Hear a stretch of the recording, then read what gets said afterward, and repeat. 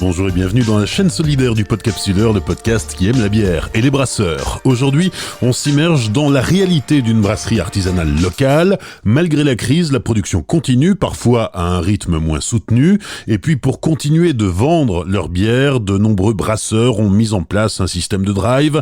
D'autres livrent même leurs clients à domicile ou proposent leurs produits en ligne ou dans de nouveaux endroits. Bref, le circuit de distribution est chamboulé. Aurélie Vansten est brasseuse et fille de brasseur. Ses parents ont fondé il y a 7 ans la brasserie du Steph à Rezu, près de Saint-Amand-les-Eaux, entre Lille et Valenciennes. Elle nous parle de la réorganisation de la brasserie familiale à cause de la crise et de la solidarité entre commerçants locaux. Ils continuent à tourner, ils sont autorisés à ouvrir. Par contre, ils ont dû se réorganiser. Donc là, ils se sont réorganisés pour faire de la vente par livraison. En grande majorité, il y a encore des clients qui peuvent venir à la brasserie, mais c'est vraiment des clients qui habitent à proximité dans le village, quoi. Donc au niveau des livraisons, moi je les aide beaucoup parce que c'est vrai qu'au niveau des tournées, c'est double travail pour préparer toute la tournée en amont. Et je constate pas mal de changements positifs qui reboostent et en tout cas qui sont signes d'une nouvelle solidarité qui gagne du succès sur ces dernières semaines. C'est la solidarité avec les commerçants et qui plus est donc les commerçants locaux et artisanaux. Il y a énormément de consommateurs qui font le choix du local et qui ont vraiment conscience de leur action et de soutenir la brasserie en achetant chez nous.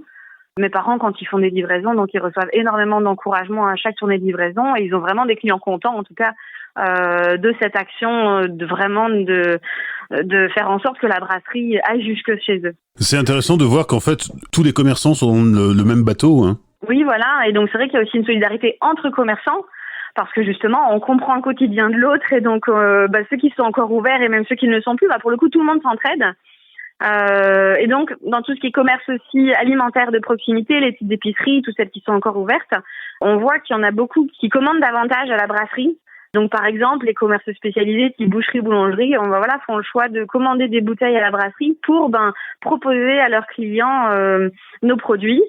Il y a par exemple tout récemment une épicerie pas très loin qui a choisi de nous commander beaucoup plus, alors à la fois en termes de quantité mais aussi en variété, ce qui fait que la brasserie sera beaucoup plus représentée dans leurs étalages, donc ça c'est super. Il y avait quoi avant dans leurs étalages ?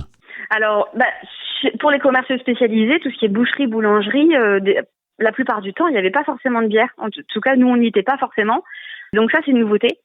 Et puis après, pour ce qui est épicerie, je sais qu'en tout cas, l'épicerie qui vient de nous commander une certaine quantité, on y était déjà référencé, mais peut-être sur 2 types, il me semble, ou 3 types de bières, parce que nous, on a 7 recettes permanentes, et donc là, ils nous ont commandé vraiment, il me semble que sur les 7, il y en a 6 qu'ils ont commandé et qui sont vraiment sur les étalages.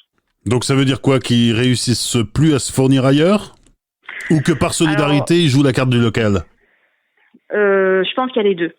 Je pense que évidemment une brasserie qui était plus loin, pour qui aujourd'hui, vu la période, c'est plus compliqué de faire acheminer ses bières. Donc forcément, elles sont un peu moins présentes sur les étalages. Et aussi le fait que forcément entre commerçants, quand on est 2 villages au-dessus à 10-15 kilomètres, on a envie de favoriser aussi le commerçant du coin, quoi. Entre nous, c'est vraiment un maillage territorial, mais qui se joue à une proximité aussi, qui se joue à 10-15 kilomètres, quoi, pour beaucoup.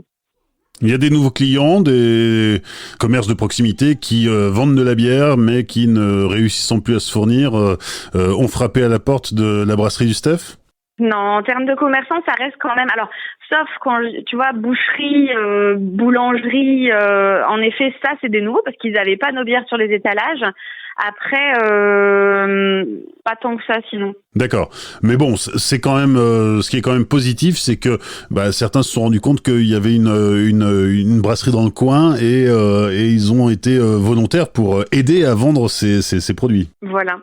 Et puis les consommateurs aussi, sont demandeurs, parce que c'est vrai que aujourd'hui, on sait très bien qu'on peut pas non plus s'amuser à aller de commerce en commerce pour faire tout son plein de courses. Quand on veut du local, c'est vrai qu'avant on pouvait aller chez le petit artisan, chez le petit producteur. Aujourd'hui, c'est plus forcément possible, et c'est vrai que les gens aiment bien faire, on va dire, leur plein de courses dans un ou dans un endroit, mais pas 5 ou 10, quoi, pour le coup.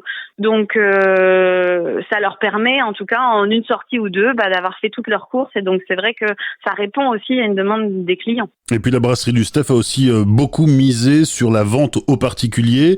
Donc le fait que les bars et restaurants soient fermés, finalement, c'est peut-être moins pénalisant que pour d'autres brasseurs. Oui, tout à fait. C'est vrai que y avait un fichier client qui était quand même assez conséquent. Donc de leur dire, écoutez, nous on vous livre à la maison sans surcoût. Et voilà, il y a eu un engouement tout de suite. On a été nous-mêmes surpris de cet engouement-là et on n'imaginait pas avoir autant de commandes. Mais c'est vrai que ça fait plaisir, ça fait chaud au cœur. Et quand on sait en plus que les gens ils commandent de bon cœur parce qu'ils veulent nous aider aussi, ça vraiment c'est top. Ces nouveaux liens qui se créent, cette nouvelle façon de distribuer sa bière, c'est des choses qui sont appelées à rester après la crise ? Non, pas forcément. Alors après, on se rend compte que ça fonctionne bien. On s'est posé la question. Malgré tout, ça nécessite réflexion dans le sens où aujourd'hui, il n'y a personne sur les routes. Livrer, c'est aussi des imprévus sur la route et puis ça demanderait beaucoup plus de temps en période classique. Et ça demande vraiment, pour le coup, un investissement de temps conséquent pour toute la préparation en amont de la tournée. Et qui, quand même, quand on prépare la tournée, pour le coup, c'est d'autres choses aussi qui ne sont pas faites. Et donc, dans une brasserie artisanale, comme la brasserie du Steph, c'est difficile à mettre en place. Aurélie Vansten qui file un coup de main à la brasserie du Steph, la brasserie de ses parents à Rezu dans le Nord pendant cette période de confinement. Je précise qu'Aurélie est brasseuse et qu'elle anime des ateliers d'initiation au brassage au sein de sa structure Session Malte qu'elle a créée récemment et qui est déjà à l'arrêt à cause de l'épidémie. Mais après le confinement, vous pourrez vous initier au brassage avec elle. Je vous mets les infos utiles dans la description. Vous êtes un professionnel du monde de la bière, vous portez une initiative solidaire pour surmonter la crise. Venez en parler dans cette chaîne solidaire du Podcapsuleur. Pendant le confinement, le Podcapsuleur donne la parole aux gens du monde de la bière qui ont des trucs à dire et à partager dans un élan de solidarité. Rappelez-vous, tout seul on va plus vite, mais ensemble on va plus loin.